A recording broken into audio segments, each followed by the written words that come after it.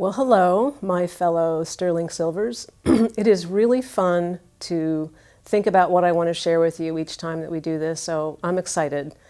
And I wanted to tell you a little bit of a story of something that happened to me and how God worked.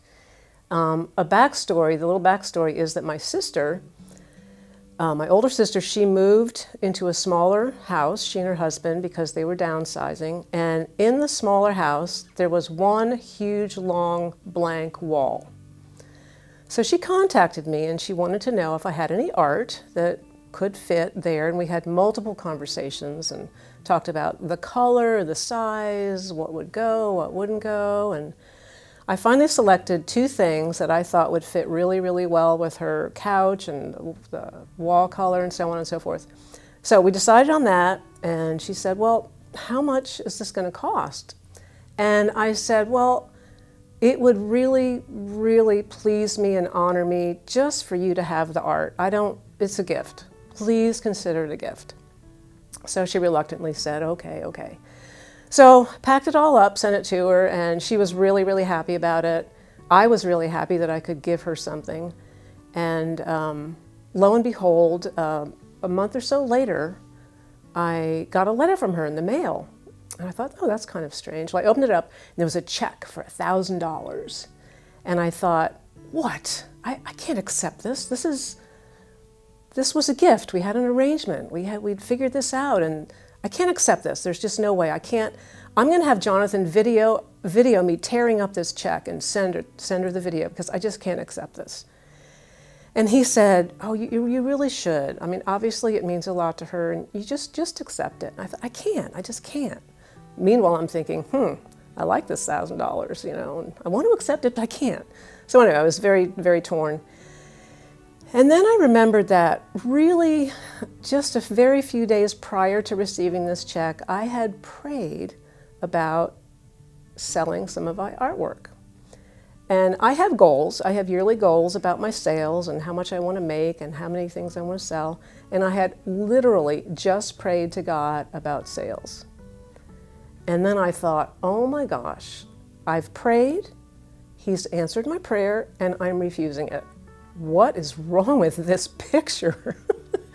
So I thought about it and I wrestled with myself, and I finally settled on, yes, I have to receive this from my sister, because if I don't, it's like slapping God in the face. And that visual of slapping God in the face was just so arresting to me. It woke me right up.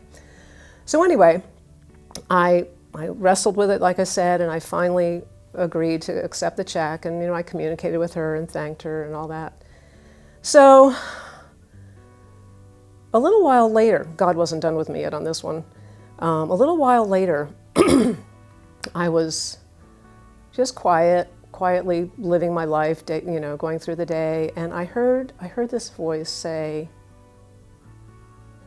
getting stuff is really easy for me. And I thought, oh, so I guess that $1,000 check was easy for him. It was my prayer, he pulled it off, and it was easy.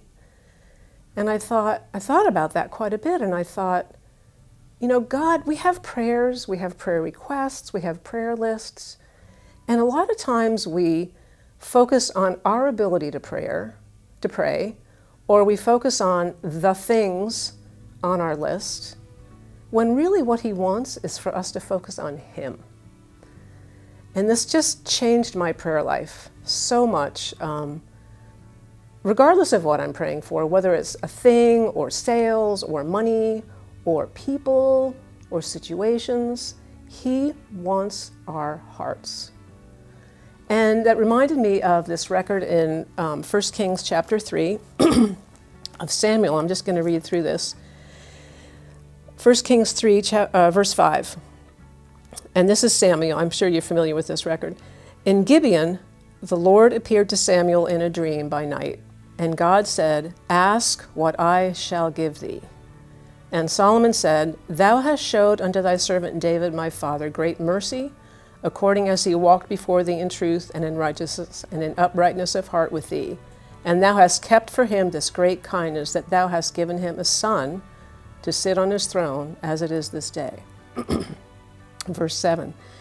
And now, O Lord my God, thou hast made thy servant king instead of David my father, and I am but a little child. I know not how to go out or come in.